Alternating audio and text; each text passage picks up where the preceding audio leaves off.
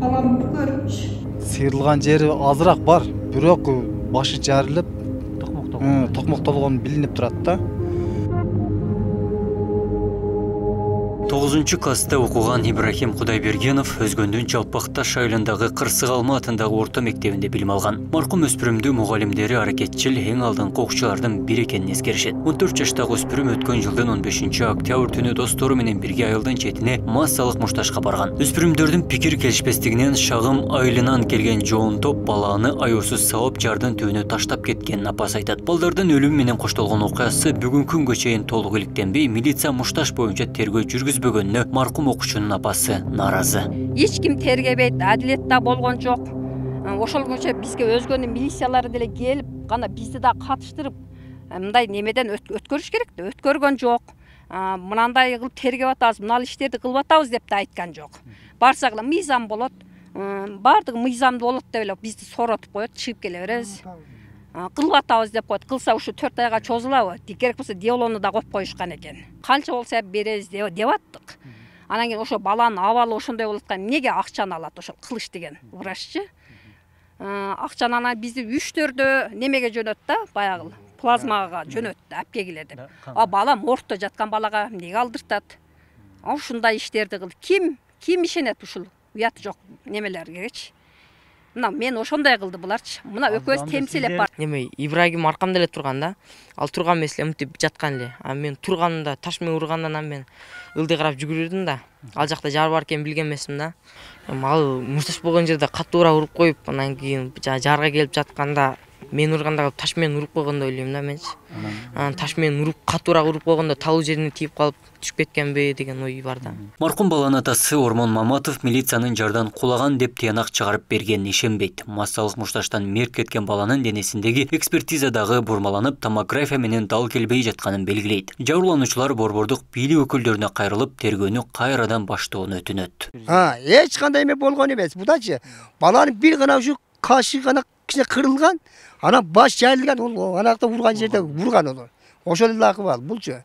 Ошол жерде жатып калган. Мен анан эртеси балдар менен келгенде көрсөткүлөчү жаткан жерин десем, биз кыр менен түшүп, нерден көрдүк дейт. Көрнөбү деп көрсөтсөк, мына жардын ичи көрүнбөйт экен. Бул жерде жалган болуп атпайбы балдардын айтканы? Биз тапканда ушул жерден таптык деп атат. Жалган. Булар тар менен келип туруп, ушу жылдырып, ушул жарга алып келип, жардан ушту кылганы ушул. Экспертизанын жыйынтыгы 1 айдан кийин чыкты. Экспертизада ушул бул туугандарым, жеңемдер айтып атат го, бул аламдар айтып аткандай, экспертизада ушу ссылка ушуга кеткен. Сүрүлгөн, сыйрылган, тоголонгон, бирок бул баш жарылган деген жер жок аердечи. Урулган, жарылган деген жок. Экөөнүн мындай жыйынтыгы ушуга да көңүл бурушкан жок деп мындайча айткандачы, мына 6 айга кетип атат. Мисалы бирөөнүн малы өлсө дагы ошону ким өлтүрдү, каерден жыгылды, кайсы жарга тез эле чаркот, бизде адам өлүп атат да. Кайдыгер.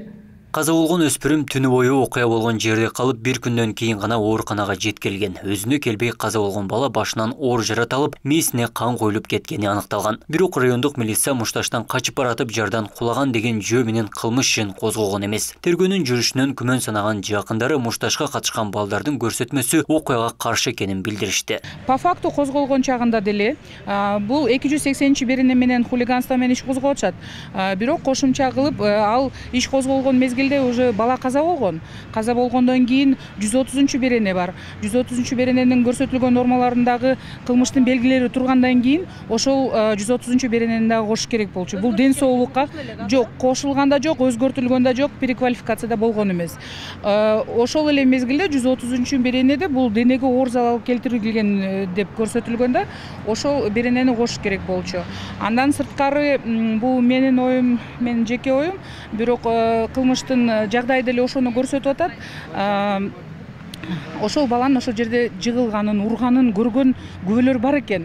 Ал эми Ош облустук милициясы окуяны Өзгөн райондук ички иштер бөлүмү тергеп жатканын, баланын денесине 2 рет экспертиза жүргүзүлгөнүн билдирди. Окуяга тиешеси бар 2 айылдын 20дан ашуун баладан көрсөтмө алынып, денесиндеги алган жаракаттан кийин жарга кулаган деген тыянак чыгарылганын кошумчалашты. Бул окуя боюнча 28 февралда кылмыш иши кайрадан жандандырылып, жакындарынын өтүнүчү болсо облустук милицияга алынарын билдиришти.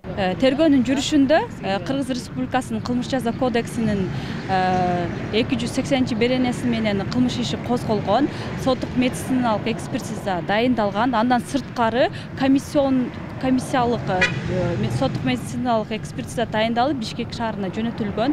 Ошонун корутундусуна ылайык тергөө амалдары жүрүп жаткан. Эгерде жабырлануучу тарап ошол тергөө иштерине нааразычылык болгон болсо, анда Ош облустук ички иштер башкармалыгынын тергөө кызматына кайрылса, тергөөнү бул жакка алып бергени боюнча кайрылса каралат албетте. Адилеттүүлүктү талап кылган ата-эне баласын өлгүчө сабагандарды жоопкерчиликке тартууну талап кылат. Эске салсак, өспүрүмдөрдүн мушташынан өткөн жылы өзгөндө 2 бала, быйылкы жылы 1 окуучу каза болду. Абдумалик Базарбаев, Бектур Мойдонов, Ош ТВ.